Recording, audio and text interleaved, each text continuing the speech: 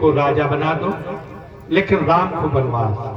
2 वरदान तुम देने कहे थे, तो एक से जो है मेरे पुत्र को राजा बना दो, लेकिन एक वरदान से जितने दिन माने 14 वर्ष के लिए राम को वनवास दे दो।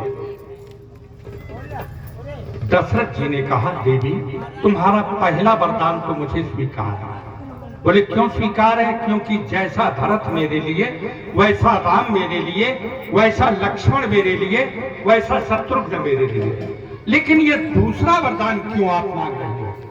ये वरदान हमें समझ में नहीं आया। कुछ राम ने ऐसी क्या गलती कर दी है जिसके कारण तुम उसे भेजना चाहते हो? कैकेयी ने कहा, राम लोकप्रिय है समाज में, अगर भरत को आप राजा बना भी दोगे तो लोकप्रियता के कारण जनता उन्हें हटा करके और पुनः राम को राजा बना देगी। महाराज दशरथ को ये बात बहुत खल गई, थोड़ी नहीं खली, बहुत खल गई।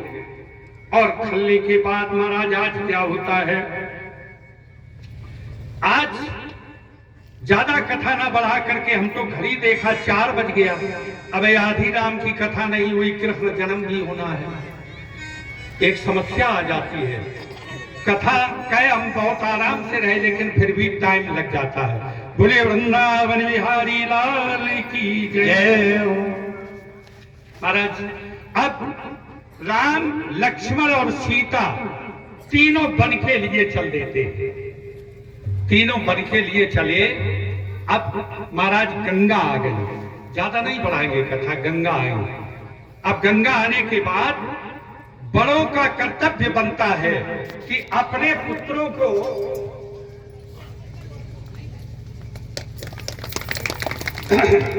अपने पुत्रों को सही सीख दे, सही शिक्षा दे।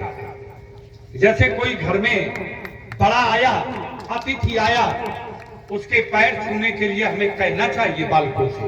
यही तो कमी आ गई, हम कहते नहीं, लड़का पैर छुए, पानी लाए, पीने के लिए या ना लाए, हम लोग कुछ नहीं कहते। यही से ना हम छूने का प्रयास करते अपने से बड़े का। बालक अनुकरण किया करता है, बालक अनुकरण करता है सबका।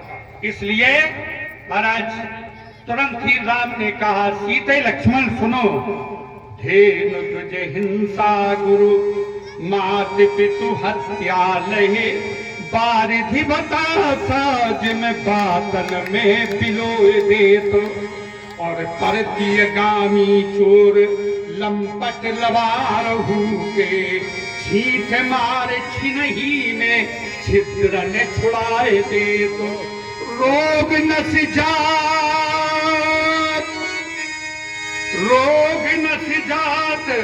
भव रोग नस जात बेगो, और व्याध बापुरी के बड़े बैर ये छुड़ाए दे तो, पाप पहाड़ पुंज पाप के प्रताप हारी, और एक बूंद गंगा जल पल में बहाए दे तो, एक बूंद गंगा जल जो है वो पल में बहा देती है। इसलिए गंगा को प्रणाम करो, सीते लक्ष्मण गंगा को प्रणाम करो। राम ने भी स्वयं